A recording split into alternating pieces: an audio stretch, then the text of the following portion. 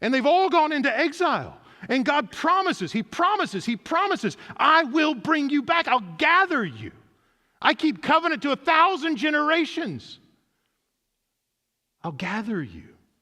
It shows up again and again in Isaiah. I won't go through all of the instances, but the promise to gather Israel again.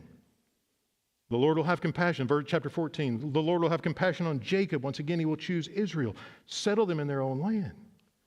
Fast forward to the first century as Revelation is being written. Judah's come back, largely, but not Israel. The promise is only halfway kept, isn't it? He said, I'll gather Israel and I'll gather Judah. And Judah's largely back. We can't find Israel.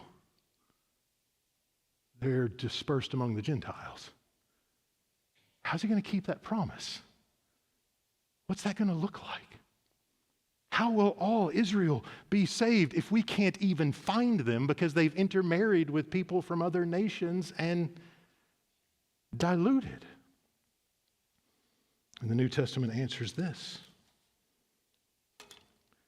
After this I looked, and before me was a great multitude that no one could count, from every nation. In Romans 9 through 11, Paul says all Israel will be saved. He says that happens when the gospel goes to the nations.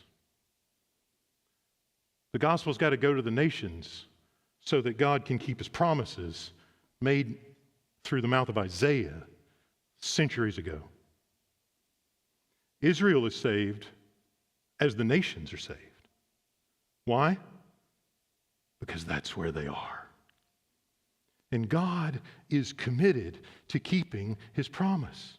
And so Revelation shows us the faithfulness of God. It shows us the character of God. It shows us that He doesn't make a promise and they go, oops, I forgot about that, Ephraim and Manasseh. We get the northern tribes mentioned specifically, in detail, monotonously. You got bored with it a few minutes ago. It was that repetitive, right? But the point is, 10 of these tribes that nobody knows where they are, when the Lamb makes all things new, they'll be redeemed. And this is important, friends, because sometimes you read books on theology that act like God is done with the Hebrew people and has replaced it with the church. But that's not what the promise says, is it? I read one recently. God's done with them. He's replaced them with the church. The technical term for that, if you're into technical terms, is supersessionism. And it's unhelpful. What happens? God says, Abraham, I'm going to save the world through your family. I'm going to bless all the nations through your family. Later on, Abraham's family finds out they're as much a part of the problem as anybody. So they rebel. They find out they're a part of the problem as they're rebelling.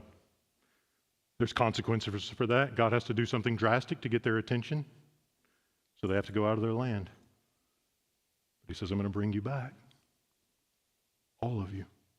Ephraim, Manasseh, Zebulun, northern tribes, southern tribes. But how, God? How? We're like, we don't even know who we are. We're out here. We're so lost, we don't even know our own identity. And then the Messiah comes. First to the house of Israel. And then He sends out His apostles, His church, to reclaim both the nations and the lost sheep of Israel who live among them. So Paul can say,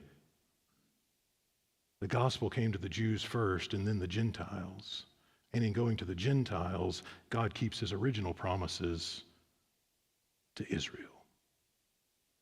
Not my people. But my people has become not my people, but not my people, guess what, becomes my people. Judgment is delayed because God intends to keep His promise.